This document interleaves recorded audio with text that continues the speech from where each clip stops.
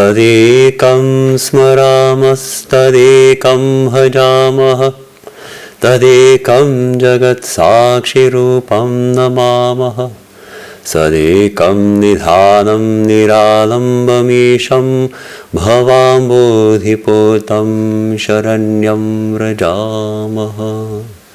Om Shanti Shanti Shanti. On that alone do we meditate, that alone do we worship, to that alone, the witness of the universe, do we bow. To that one who is our sole eternal support, the self-existent Lord, the raft to safety across this ocean of this world, do we come for refuge. Om, peace, peace, peace.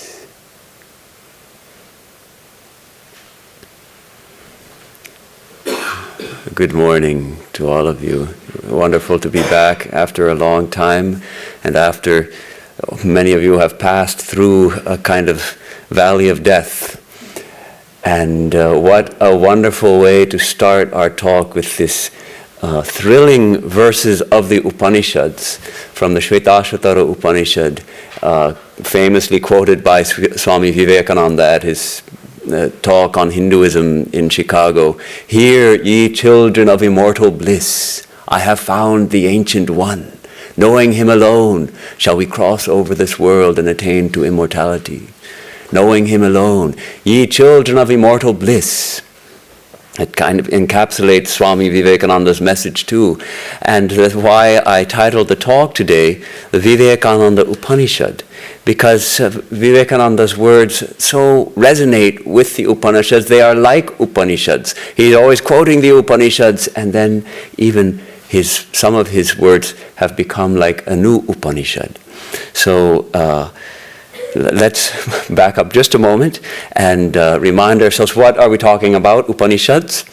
Upanishads are the foundational scriptures of Vedanta. Going back into a prehistory, we don't know exactly when they were composed, because they were passed down orally from teacher to student perhaps for centuries or even millennia. The word itself, Upanishad, the grammarians break it up. Upa plus ni plus sad. Sad means, actually, it means to sit. And Upa means close by, and ni means below. So the meaning is to sit at the feet of the teacher. And what do we learn when we sit at the feet of the teacher, at the feet of the spiritual master? We learn who we really are. Who is God? What is God? Is there something behind this universe that is permanent, that is real? And so this is what the Upanishad means, sitting at the feet of the spiritual masters and receiving the teachings. And one of the great commentators on the Upanishad says, well, what is that knowledge? Shankara. We're talking about Shankara. He says, it's the knowledge of Brahman, knowledge of that one infinite principle, which is our true nature. And the Upanishad shatters the ignorance of those who approach it with firmness. We don't know Brahman because we are ignorant of it. We don't know our true nature because our minds are covered with ignorance. And a secondary meaning of the word sad is to destroy. So Shankaracharya takes this meaning of Upanishad, that which destroys our ignorance. The Upanishads are based on, they are the utterances of the seers, the ancient people who were people just like us, human beings, embodied, who began to ask questions. What is this universe? Is there anything behind this universe? Who am I really? Is there anything to me besides a body and a mind? And they made remarkable discoveries. Yes, there is something. There is more to me than body and mind. I have a soul. I am a soul who has a body and a mind. And there is a God. There is some higher reality. And as they explored further, they went so far as to discover that who I am and what God is actually are not two. It's one infinite reality. So they made this remarkable discovery, and then they didn't keep it to themselves. They taught others. They taught others of this remarkable discovery, which brought them infinite peace and infinite joy. And through their compassion, we have the scriptures. Otherwise, why? They could also just have made this discovery and said, okay, I've discovered it. Have fun, guys. I'm going to just stay in that state. No, they also want everyone to realize the truth. And they expressed their realizations and their instructions in very powerful verses. Of course, the language was Sanskrit in those days, and often it reaches to the kind of sublime poetry which has the power to awaken understanding in those who hear it. The truth is expressed in such direct terms that these utterances actually have great spiritual power to awaken us, to help us to realize the truth. That's why they're considered to be such holy books. It's not just speculations. Yes, in some of the older Upanishads there are also some metaphysical speculations. There are still some vestiges of myths that creep in, but the essence of the Upanishads is the teachings, direct teachings of who we are, and they have this power to awaken us to that which is our very own self, our true nature. How to attain that, how to know that, how to realize that. So first they establish the truth and then teach us how to realize it. Not just an intellectual understanding. We can have an intellectual understanding and we have to start with that. That's where we start. But to actually know it without a doubt. To see it like a fruit in the palm of one's hand. So the teachers of Vedanta describe 3 steps. I think most of us are familiar with this, those of us who have been studying Vedanta for a while. 3 steps in this amazing undertaking that we have embarked upon to know ourselves as we really are. First, we have to hear the truth. We have to hear about it. If we don't know about it, then chances are we're not going to stumble upon it. We have to seek. We have to hear. Shravana is the term. We have to hear about it. Then we have to think about it. And we have to convince ourselves, at least on an intellectual level, that it's true. If we hear about it and we just discount it, it's not going to have the desired effect. So we think about it. That's called manana. Shravana, hearing, manana, thinking about it, convincing ourselves that yes, these rishis, they discovered truth. All the teachers since then have been teaching these same truths and have been corroborating them. Great spiritual masters have been born in every age, and in this age we have masters like Sri Ramakrishna and Swami Vivekananda and others who have assured us that they also have realized the same truth and that we also can realize it. All right, manana, we have established ourselves in a certain intellectual conviction. Then comes meditation, nididhyasana. We have to struggle to realize the truth ourselves. To know it directly, it takes struggle. Actually, for the qualified student, the one who has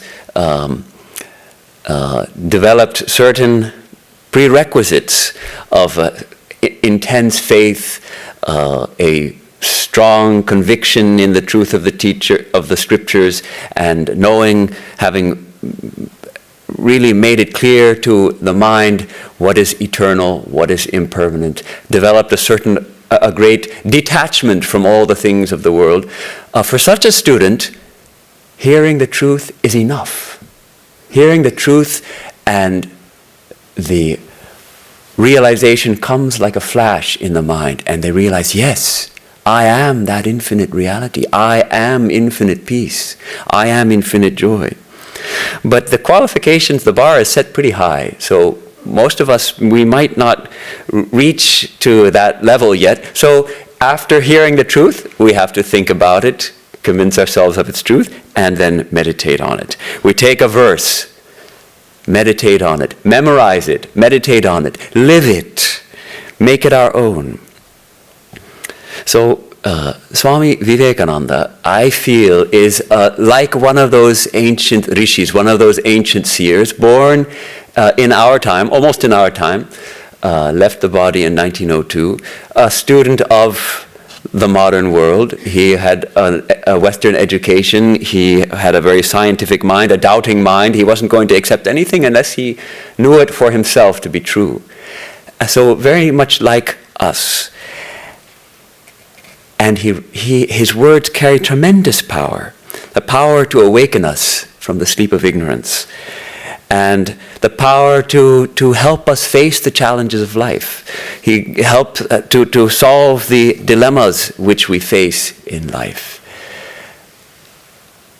As the Upanishads are the records of the conversations between the masters and their students, so also most of the recorded teachings of Swami Vivekananda are the same. They are the records of his conversations with students, either in giving lectures or in personal conversation, one-on-one, that people wrote down, or also in letters. He has a voluminous correspondence also.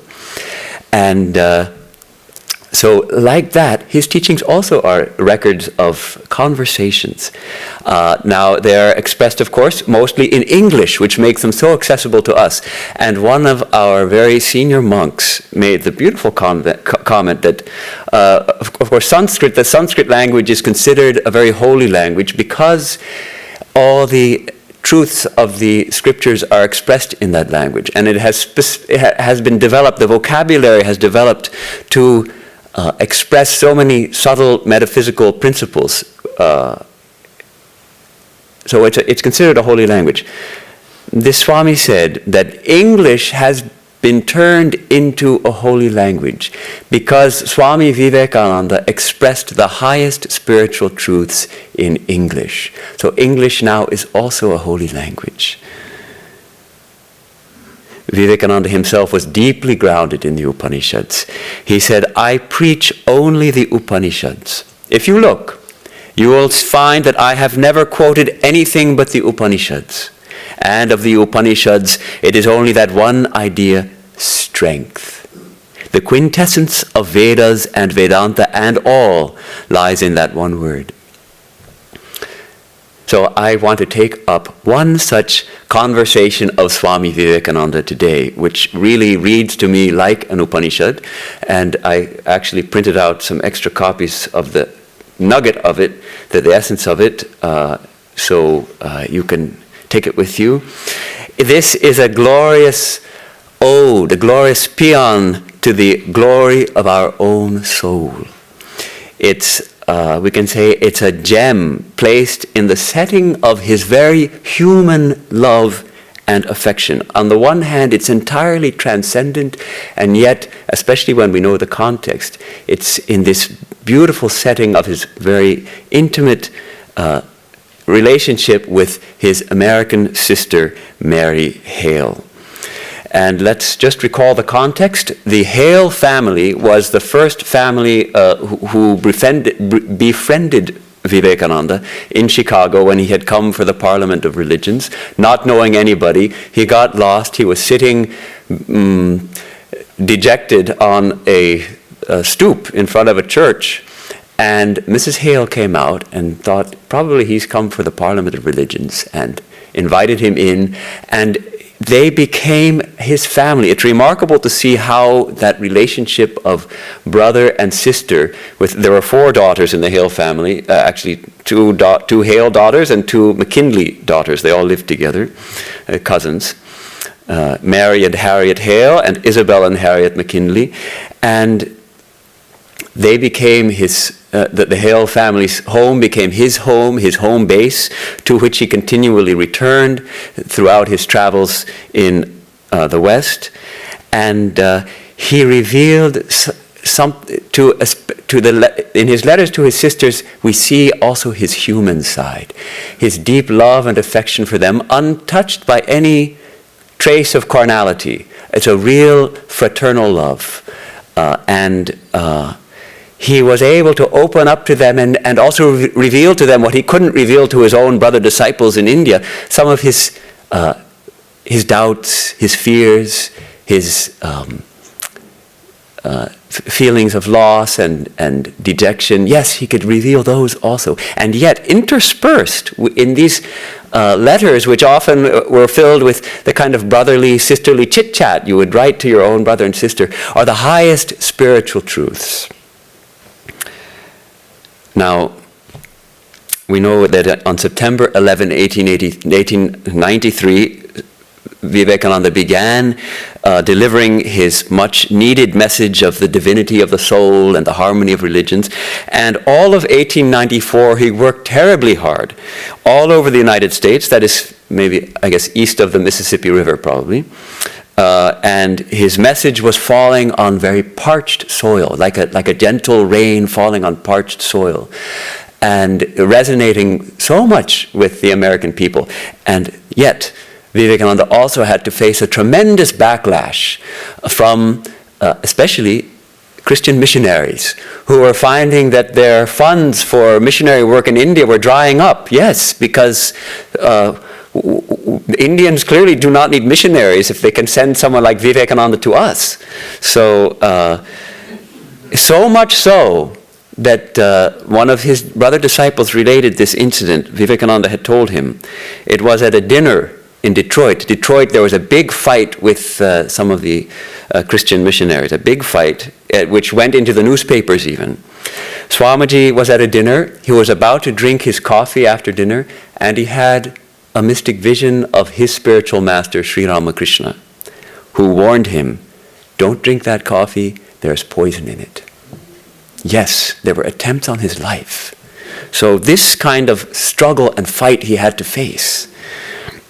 Now, in the midst of all this struggle, naturally, some of his letters to his sisters were expressing some of that that fighting spirit, and Mary felt a little. She didn't like that. She wrote him a kind of a scolding letter, and we have an excerpt of that. I'll read that little excerpt. I did not intend answering your first letter. This is Mary Hale. I thought best to let the matter drop and have no more words on the subject, but now that the second one has come, beginning with the same story, full of the same spirit, not of love but of hate, of revilings, of bitterness, and of rancor, I cannot but express myself. I confess, dear brother, to a feeling of terrible disappointment. Where is the great and glorious soul that came to the Parliament of Religions, so full of love of God that his face shone with divine light, whose words were fire, whose very presence created an atmosphere of harmony and purity, thereby drawing all souls to himself? So Mary took the liberty, as his sister, of writing this letter. And Vivekananda wrote back a wonderful letter full of the spirit of the all-renouncing monk, and really coming down very hard on his sister, I will say.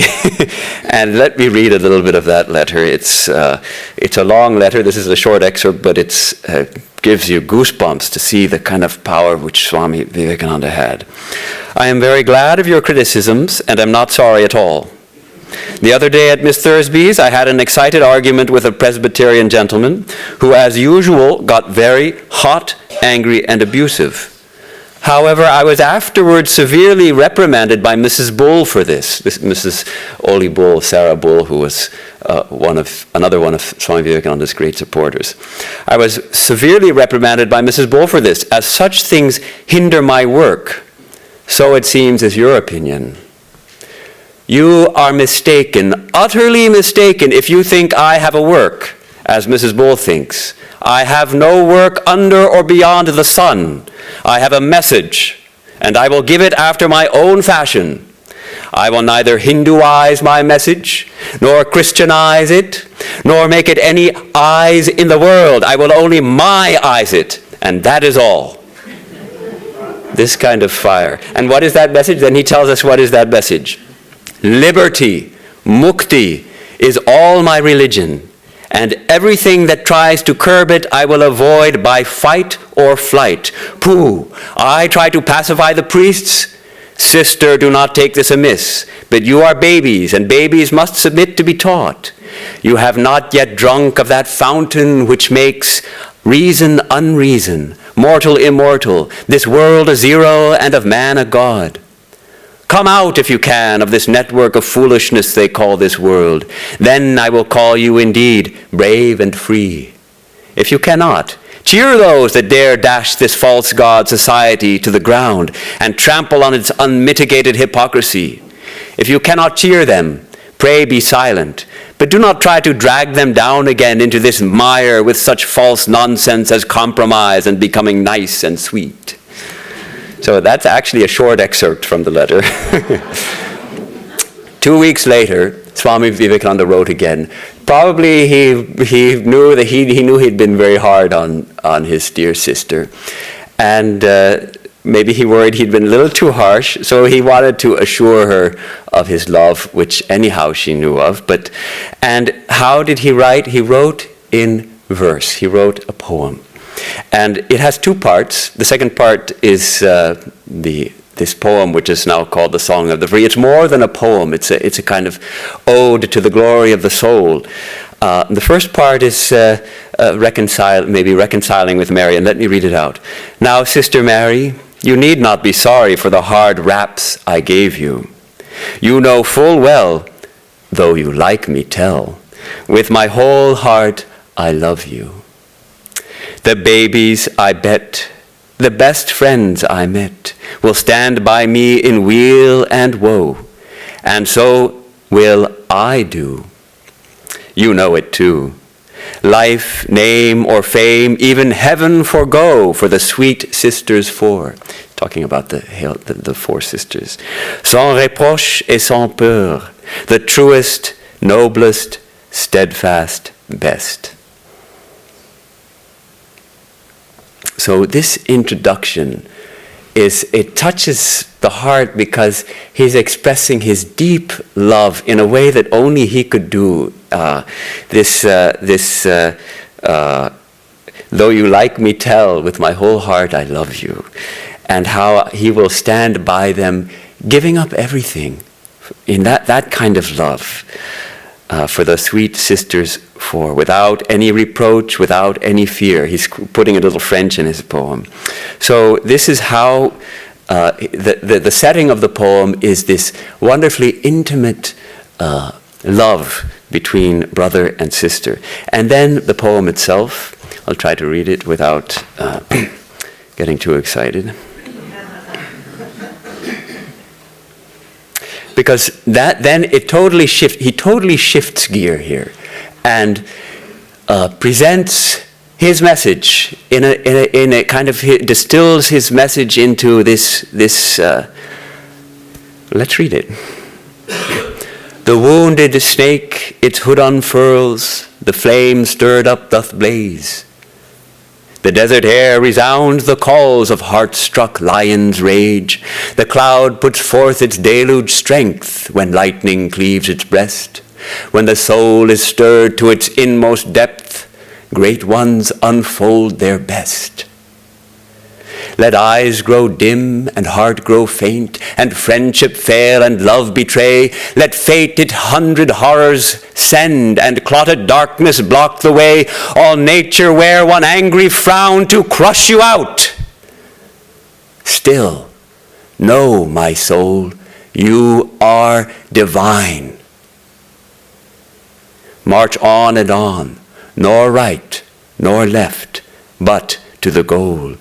Nor angel I, nor man, nor brute, nor body, mind, nor he, nor she. The books do stop in wonder mute to tell my nature. I am he. Before the sun, the moon, the earth, before the stars and comets free, before e'en time has had its birth, I was, I am, and I will be. The beauteous earth, the glorious sun, the calm sweet moon, the spangled sky, causation's laws do make them run. They live in bonds they die. And mind its mantle, dreamy net, casts o'er them all and holds them fast. In warp and woof of thought are held. In warp and woof of thought are set earth, hells, and heavens, or worst, or best. No, these are but the outer crust. All space and time, all effect, cause. I am beyond all sense, all thoughts, the witness of the universe. Not two nor many, 'tis but one, and thus in me, all me's I have. I cannot hate, I cannot shun myself from me. I can but love. From dreams awake, from bonds be free. This mystery, my shadow, cannot frighten me. Know, once for all, that I am He. So these are the 11 verses containing this distilled essence of Swami Vivekananda's message, the message of Vedanta, verses of power and strength, so reminiscent of the Upanishads. And I thought we could just go through a little bit and just think about part by part these verses. He begins the poem with perhaps it's a call of action, these first two verses, or perhaps a reflection of his own difficulties. He had to pass through such difficulties, and really his soul is stirred to the inmost depth. No, he had to face such even attempts on his life, and the greater the difficulties, the more insurmountable the challenges, the more deeply the soul is stirred, the more we are called to unfold our best. We are called to dive deep within, call upon the infinite resources which lie within us. Life sometimes seems to be completely inimical. After the third verse, he goes, "Let eyes grow dim and heart grow faint." So we faced with physical difficulties. As we age, our eyes grow dim and our heart grows faint.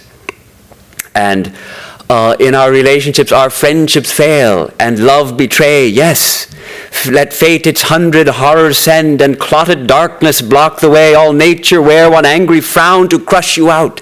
Yes, sometimes life seems like that. Everything is going against us.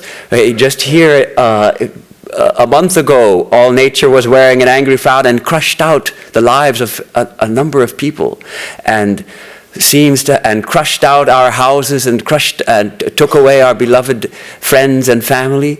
And yes, even then,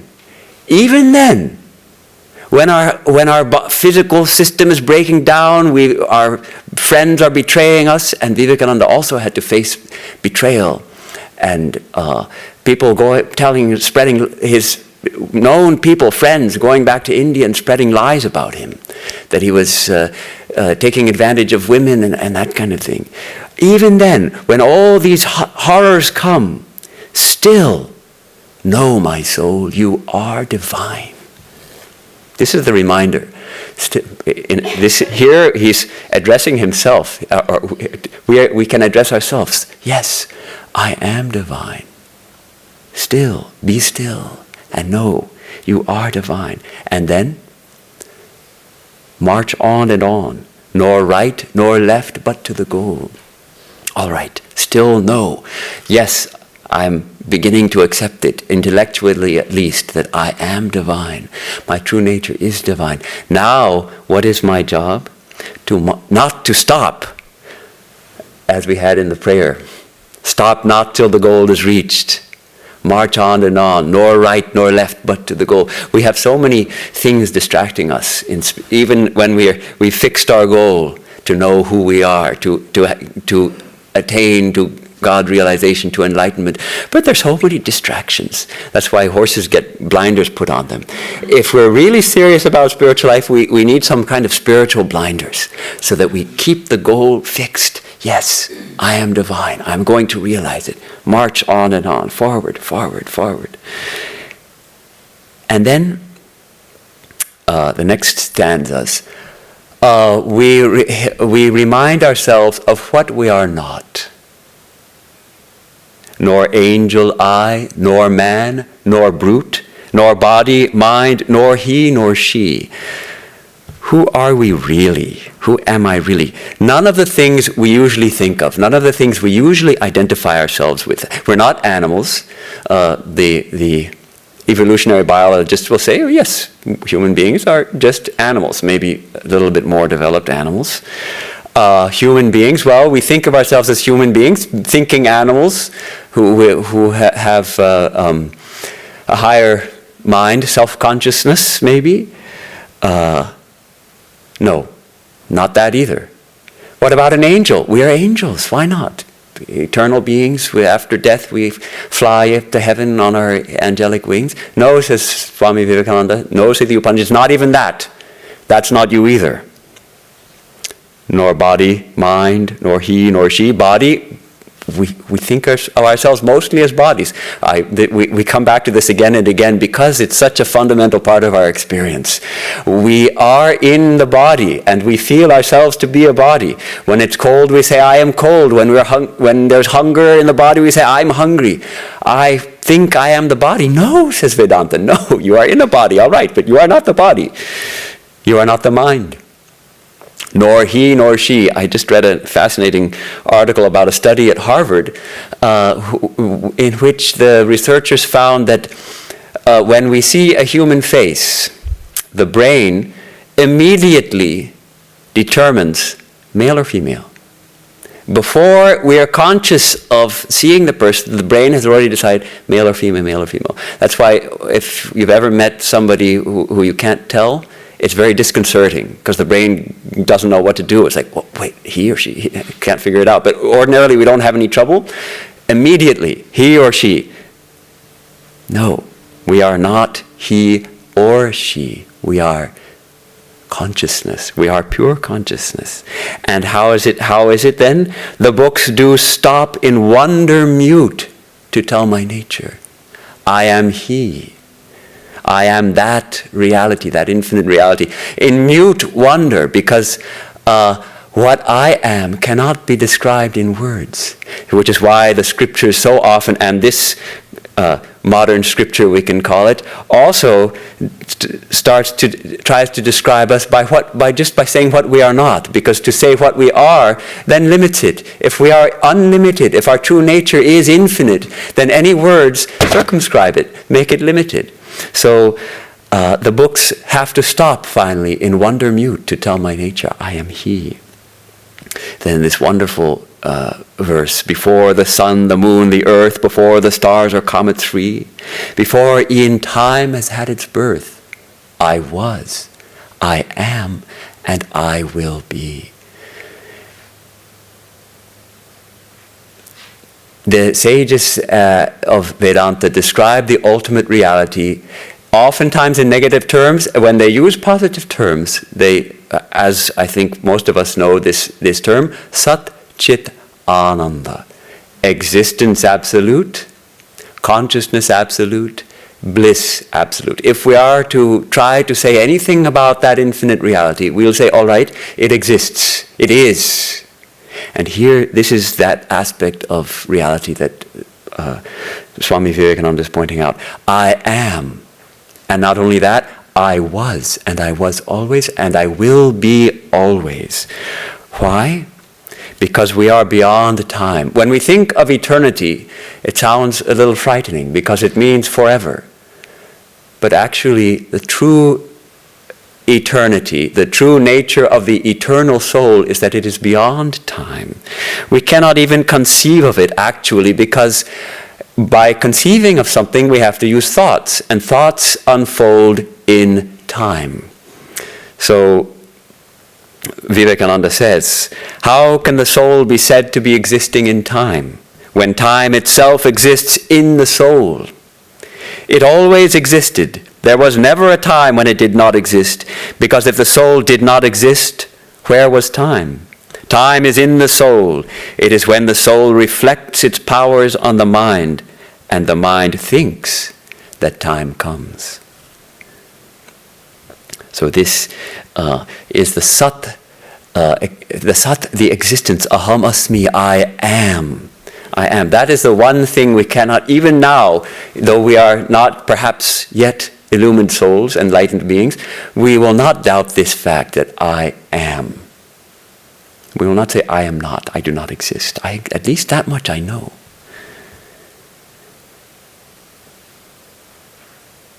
The beauteous earth, the glorious sun, the calm sweet moon, the spangled sky.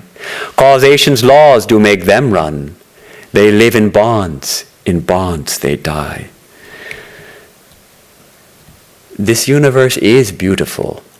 Yes, let's admit it, it is beautiful. We feel inspired.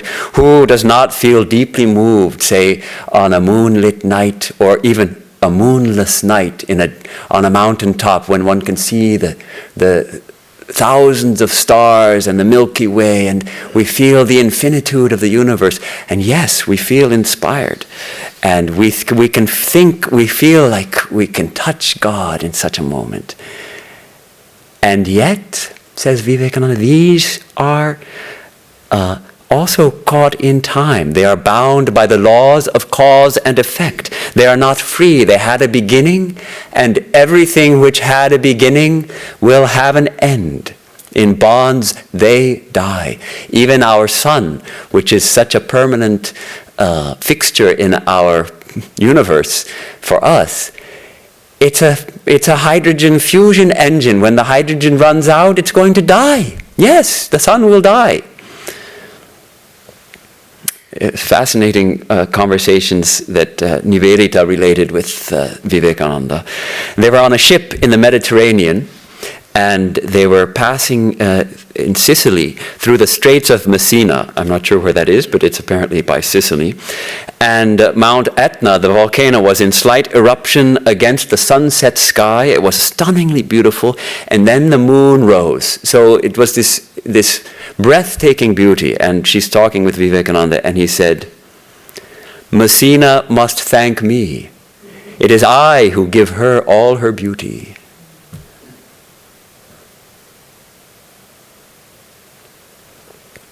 Then he continues, and mind its mantle, dreamy net casts o'er them all and holds them fast. In warp and woof of thought are set earth, hells and heavens, or worst or best. So the fabric of our experience of life, of all we experience, of this universe, including ourselves, what we think of as ourselves, that fabric is made up of thought, of thoughts and sensations. Not only this universe, the Vedantic thinkers go even further. They say even hells and heavens too are still in the realm of mind. They are not yet that which we are. Our true nature is beyond all this. No, these are but the outer crust, says Vivekananda. Even earth, hells and heavens, worst and best, all these are but the outer crust. All space and time, all effect, cause. I am beyond all sense, all thoughts, the witness of the universe. This idea of the self, who we are as consciousness, as the witness.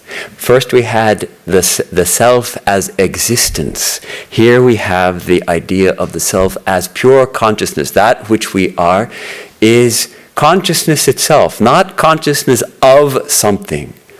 Consciousness in itself. And Vivekananda puts it so directly also in his, we could almost call it another Upanishad, the Song of the Sannyasin.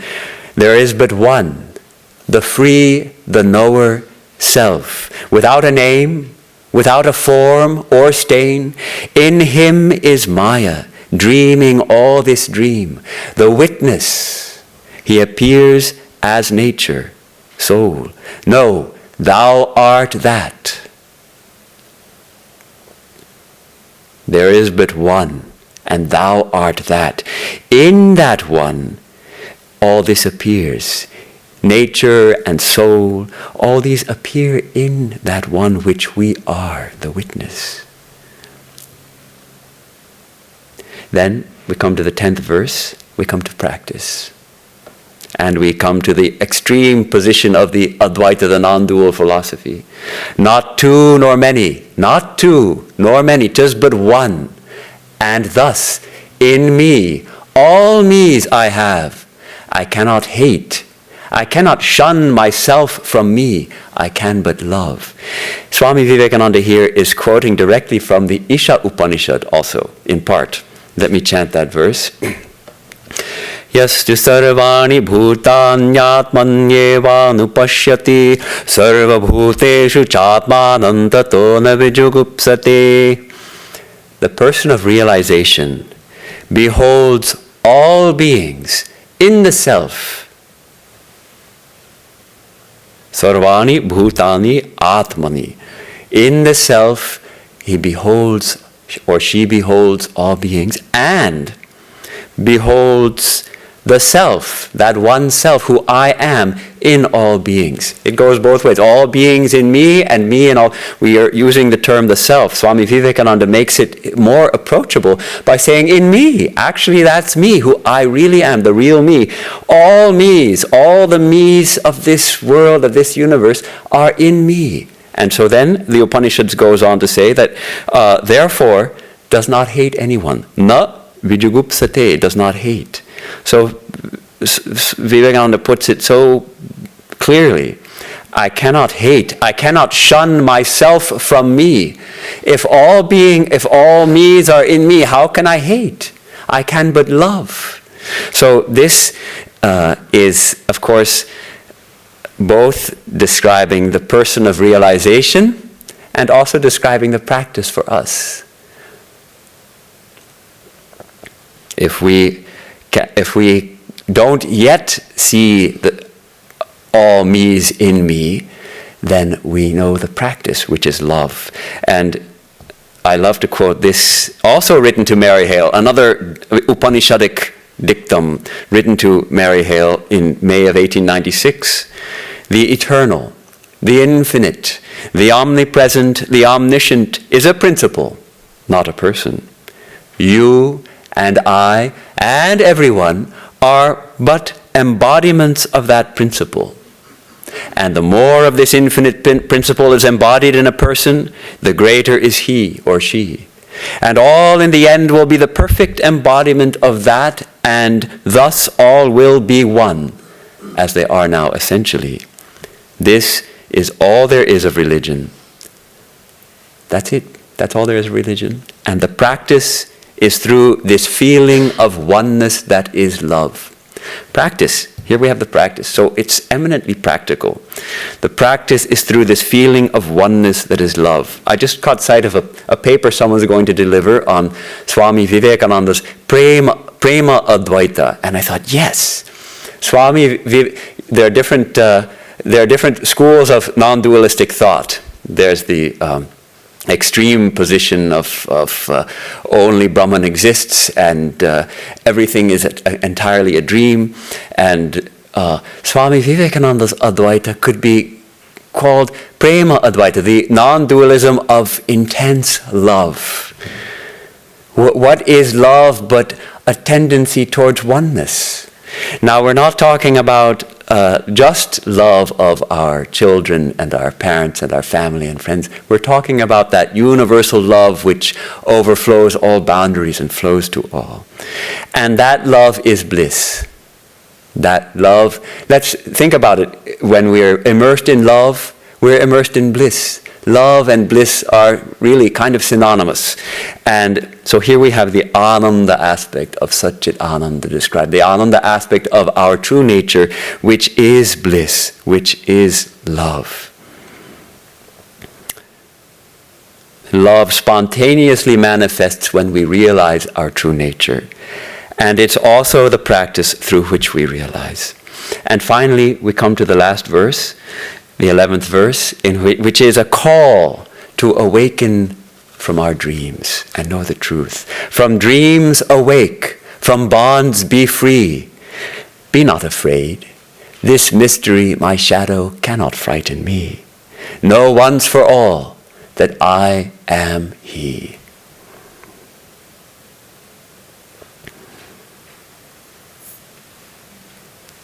Swami Vivekananda would say, he would call us human beings, we are man, the infinite dreamer, dreaming finite dreams. Our dreams are finite. Arise, awake, and stop not till the goal is reached. Wake up, wake up. This was Swami Vivekananda's message. Wake up.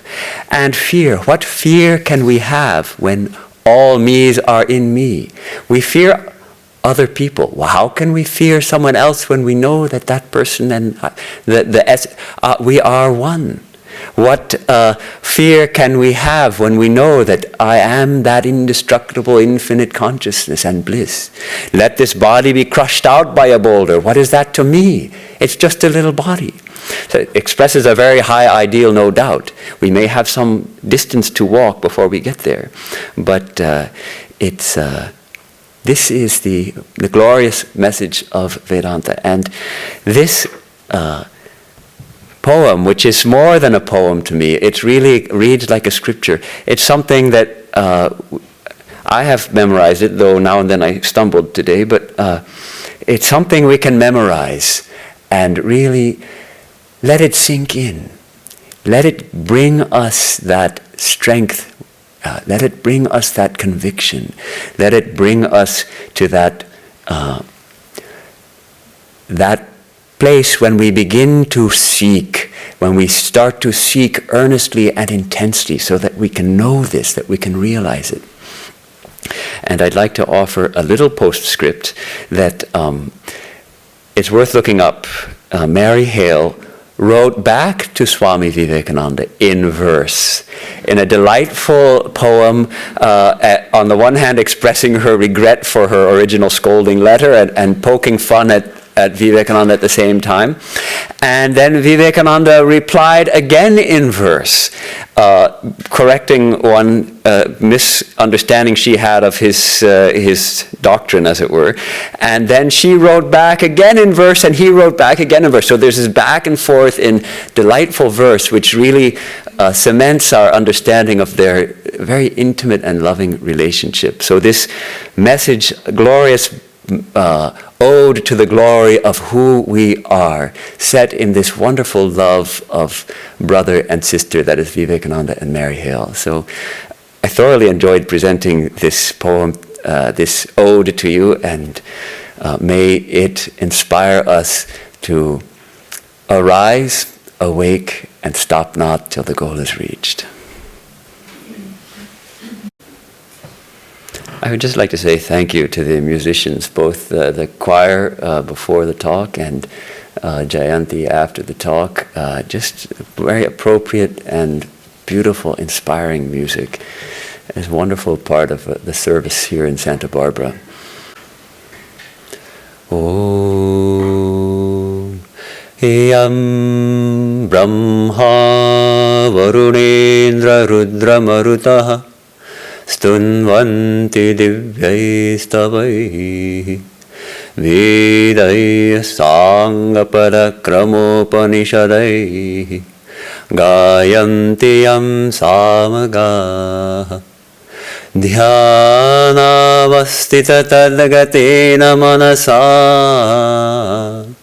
Pashyanti Yam Yogino Yasyantam Navidu Sura Suragana Devaya Tasmai Namaha Devaya Tasmai Namaha Om Shanti Shanti Shanti.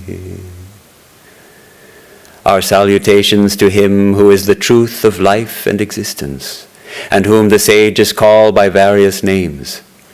Our salutations to him whose glory is sung in the sacred hymns of the various scriptures of the world, but whose limitless and infinite grandeur no mortal mind can comprehend. Our salutations to him on whom the devotees meditate in the shrine of their hearts and realize his ineffable presence in their deepest contemplations. May he illumine our understanding and prompt our minds to the path of truth and righteousness.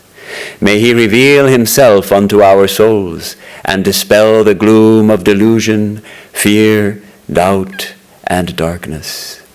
Om, peace, peace, peace. I'd like to thank you also for giving me this opportunity to share my thoughts with you.